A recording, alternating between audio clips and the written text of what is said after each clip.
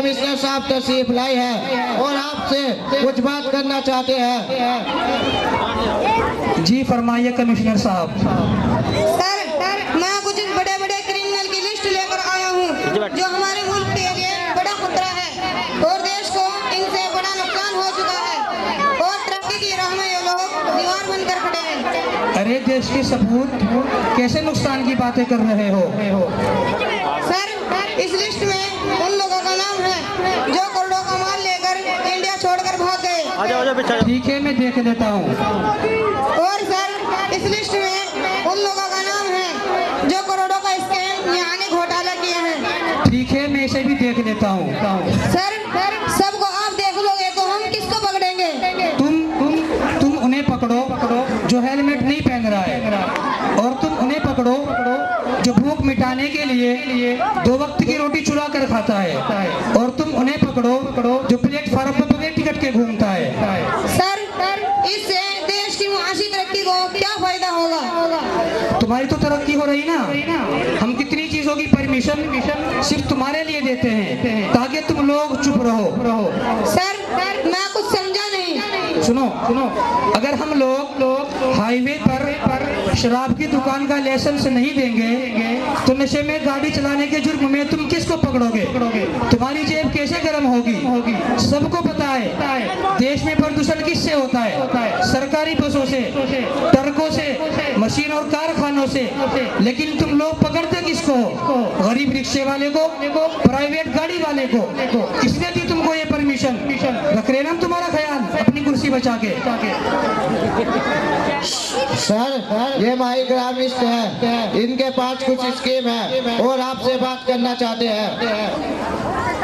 Sir मैंने इक्तिसादियात को माशियात पर सर्च करके ये स्कीम बनाई है। सर अगर आपने इसको पास कर दिया तो पक्का बोल रहा हूँ हमारे देश की गरीबी 3 साल में ही गायब हो जाएगी।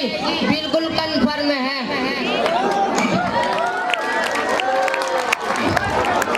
अबे ओ गरीब के मसीहा, सुनो, गरीबी तो हम सिर्फ 3 महीने में ही दूर कर सकते हैं, पर मसला ये है अगर हम गरीबी दूर कर देंगे सपने किसको दिखाएंगे?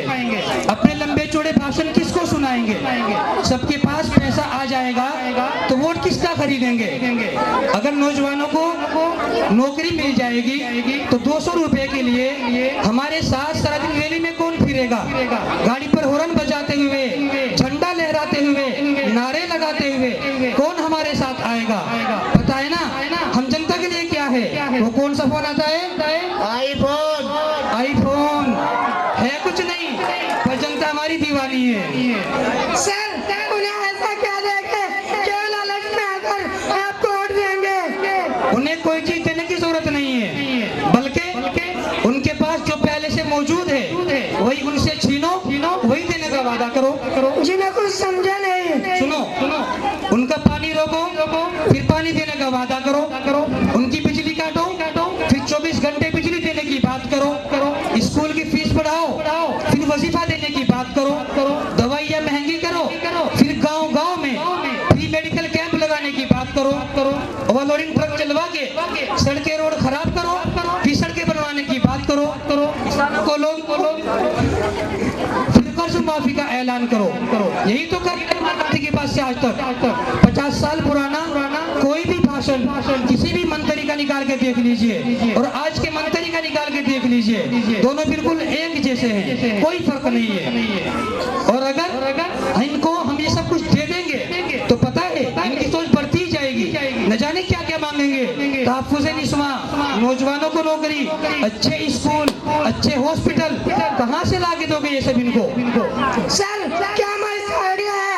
आज जनता भी ये कहेगी कि सरकार तो हमारी बहुत खैर का है और हम शान से हुकूमत करते रहेंगे अपनी कुर्सी बचा के।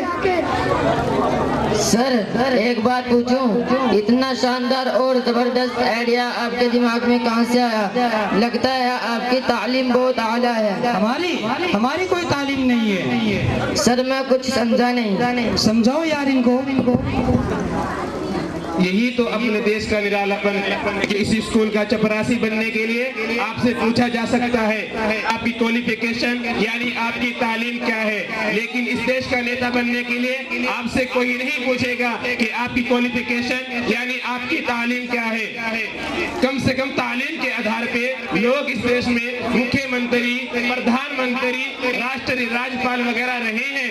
सालों साल इस मुल्क के वजीर तालीम वो रहे हैं जो कभी स्कूल तक नहीं गए हैं और जिसको बिजनेस की ABCD तक नहीं आती वो इस मुल्क में वजीर खजाना रहता है, और जिसको जिंदगी में विज्ञान और तकनीकी का फर्क नहीं मालूम वो इस मुल्क में साइंस और टेक्नोलॉजी का मंत्री रहता है, और जिसको इन तमाम चीजों में से कुछ भी नहीं आता वो इस मुल्क का प्रधानमंत्री रहता है।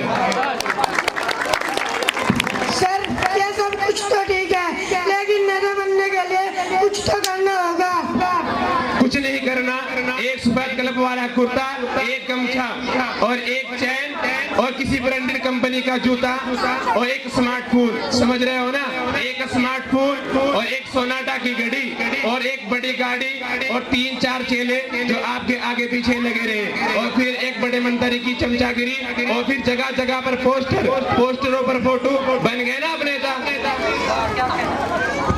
वाह जी वाह, क्या कहने, शाबाश नेताजी। और कुछ सुनोगे गांव की जुबान में? सुनो जोहर भैया, बताइए इलेक्शन कैसे जीता जाता है? सुनो, नए नेता बनने और इलेक्शन जीतने के टिप्स। गांव गांव, नगर नगर, गली गली, डगर डगर। गांव गांव, नगर नगर, गली गली, डगर डगर। पत्थर सिलवा के, क्रिश डलवा के, मंच बनवा के, साउंड लगा के प्रचार करावा।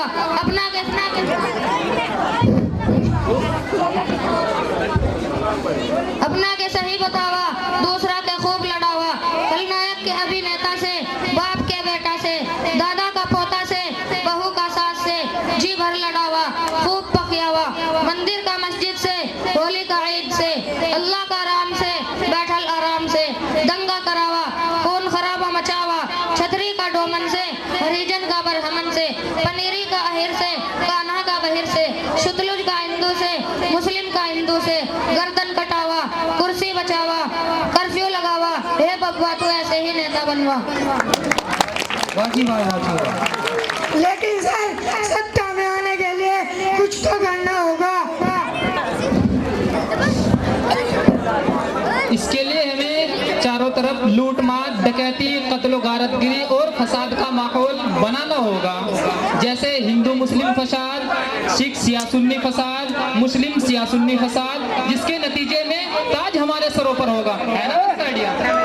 लेकिन सर ये सब कुछ तो ठीक है, लेकिन पैसा कहाँ से आएगा? पैसा सुनो, सियासत एक खेत की तरह है और सियासतदान किसान की तरह होता है। आज अगर जितना बोओगे कल उतना काटोगे। आज अगर 1 लाख लगाओगे तो कल 1 करोड़ पाओगे, और अगर 1 करोड़ लगाओगे तो कल अरबों खरबों पा सकते हो। ताल के तौर पर किसी रोड बनाने का कॉन्ट्रैक्ट है तो मरकजी सरकार से 1 करोड़ पास करा लो, 10 लाख की लागत से रोड तैयार हो जाएगा। बाकी बचे 90 लाख वो अपनी जेब में, और खामोशी के साथ दीवारों के भी कान होते हैं। सर बुरा ना माने तो एक सवाल पूछो, आपका मजहब क्या है? हमारा मजहब सियासत और पैसा। ठहरिए, तशरीफ रखिए।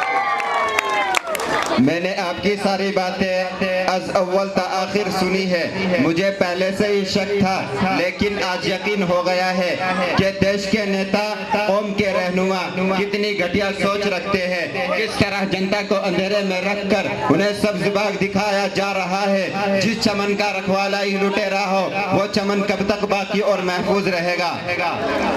अफसोस का मकाम है, ये आवाम के साथ कितनी बड़ी खयानत है। जनता कितनी उम्मीदें और तमन्नाओं के साथ किसी को मसनद इख्तिदार पर बिठाती है, फिर वही शख्स कुर्सी पर बैठकर जनता के जज्बात से खेलता है। होना तो ये चाहिए था कि जनता की कमाई उन्हीं पर खर्च की जाती, बेरोजगारों को नौकरी मिलती, उनकी पानी पानी और बिजली की परेशानी दूर होती, गरीबों को 2 वक्त की रोटी मिलती, उनकी पानी और बिजली की परेशानी दूर होती, खस्ता हाल सड़कों की इस्लाह होती, देश का हर बच्चा इल्म की दौलत से माला माल होता, चमन का हर पत्ता हर कली मुस्कुराती और शादाब होती।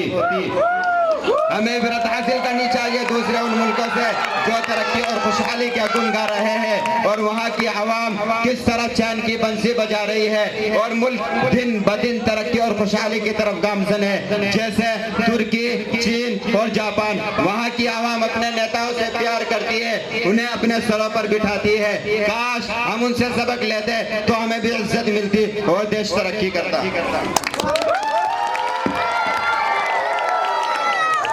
बिल्कुल दुरुस्त फरमा रहे आप।